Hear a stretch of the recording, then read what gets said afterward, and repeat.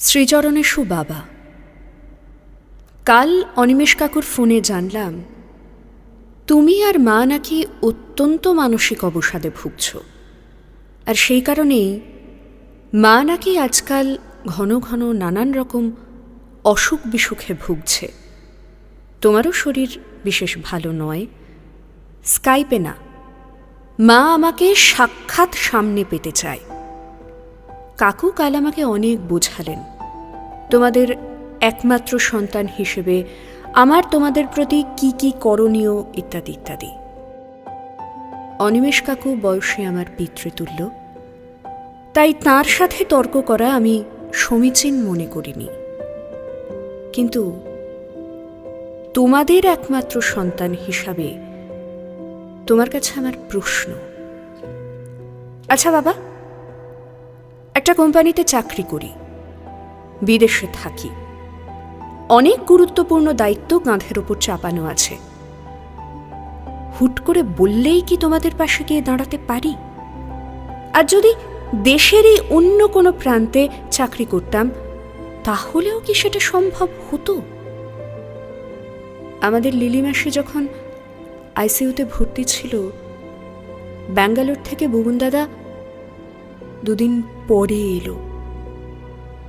সেদিন সকালেই লিলি মাসি ইহলোকের মায়া কাটিয়ে চলে গেছে। বেচারা বুবন দাদাকে কত বাক্যবান শুনতে হয়েছিল। তার সাক্ষী ছিলাম তখন ক্লাস 12-এর আমি। কান্ট্রি ম্যানেজার বুবন দাদা অপরাধীর মতো বলেছিল, কি করি বলতো? পরশুই বড় কর্তা জার্মানি থেকে এলেন, ছেড়ে এলে চাকরি চলে যেত। এই বয়সে এই বাজারে এমন চাকরি কোথায় পাবো? দুটো ছেলের স্কুলের খরচ বছরে 2.5 লাখ। চাকরি না থাকলে কোত্থেকে জোটাবো? আজ আমি বুবন দাদার অবস্থা ভালোই বুঝতে পারি। দেশে অথবা বিদেশে উচ্চ শিক্ষায় উচ্চ প্রতিষ্ঠিত ছেলেদের বাপ মা, আত্মীয় স্বজন সবাই কত সহজেই না ছেলেদের কাঠগড়ায় দাঁড় করিয়ে দেয়। অকৃতজ্ঞ, স্বার্থপর, আরো কত কত সুন্দর সুন্দর তকমা আমরা পাই। আচ্ছা বাবা, তোমাদের মনে পড়ে আমার কোনো পরীক্ষায় খারাপ রেজাল্ট হলে তুমি আর মা কি বলতে? বলতে হবে হরিপদ কেরানির মতো কোনো একজন, জুতোর শুকতলাক হয়ে যাবে সংসারের ঘানি ঘোরাতে ঘোরাতে। এখন মনে হচ্ছে না হরিপদ কেরানি হলেই ভালো হতো, ছেলেটা কাছে থাকতো? তোমরা বাবা মায়েরা ছোটবেলা থেকে সন্তানকে ঘিরে মনে মনে উচ্চাকাঙ্ক্ষার বীজ বুনবে। সন্তানের সাফল্যে আত্মীয় স্বজন পরিবারবর্গের সামনে বুকের ছাতি ফুলে উঠবে। আর তোমাদের স্বপ্ন সফল করে আমরা যখন সত্যি সাহেবদের দেশে মোটা মোটা ডলার কামাতে আসব, তখন তোমরাই আমাদের তিরস্কার করবে।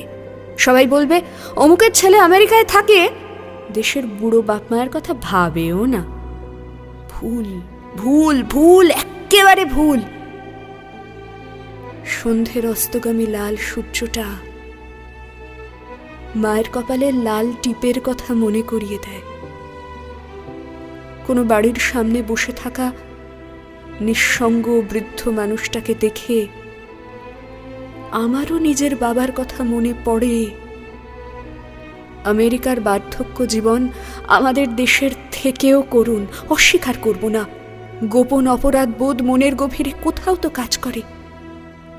এর চেয়ে হরিপদ কেরানি হলেই বোধহয় ভালো হতো। কিন্তু নামি কোম্পানির এমডির ছেলে হরিপদ কেরানি?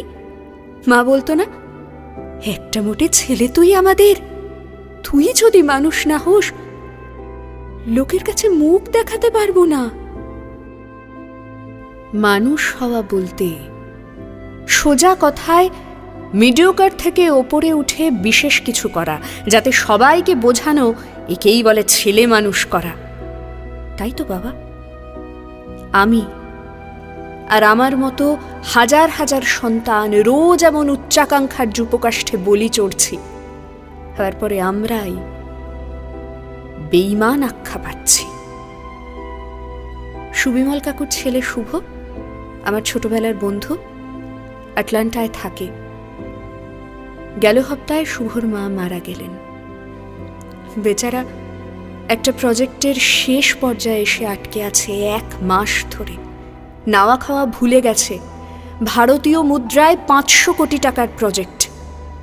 শুভ ফোনে হাউ হাউ করে কাঁদছিল মা মারা যাবার পরে যেতে পারল না বলে। ওর যেতে যেতে শ্রাদ্ধের সময় হয়ে যাবে। ওর বস তাও ওকে দিন-5 মধ্যে ছেড়ে দেবে বলেছে। শুভর কষ্ট তোমরা যারা দেশে আছো তারা বুঝবে না। তোমাদের চোখে সে আরেক বিদেশবাসী অকৃতজ্ঞ সন্তান, কিন্তু আমরা জানি শুভর মতো বিদেশি কোম্পানির চাকরদের কতটা হাত পা বাঁধা। আজ আমরা না ঘরকা না ঘাটকা। না বাবা, আমাদের জীবনে তোমাদের অবদান আমরা ভুলিনি, কিন্তু তোমরা ভুলে যাও যে আজ আমরা যেখানে পৌঁছেছি সেটাও তোমাদেরই অবদান। তোমরা হরিপদ কেরানির বাপমা নও, সুপ্রতিষ্ঠিত বিদেশবাসী সন্তানের বাবা মা। তার কিছু তো মূল্য তোমাদের আর আমাদের দুপক্ষকেই দিতে হবে, তাই না? ক্ষমা করো, অনেকদিন ধরেই একতরফা দোষারোপের কাহিনী শুনে আসছিলাম, তাই আজ মনে হলো মুদ্রার অন্য পিঠটাও দেখানো দরকার। ভালো থেকো, সুস্থ থেকো, প্রণাম নিও। ইতি তোমাদের টুবাই।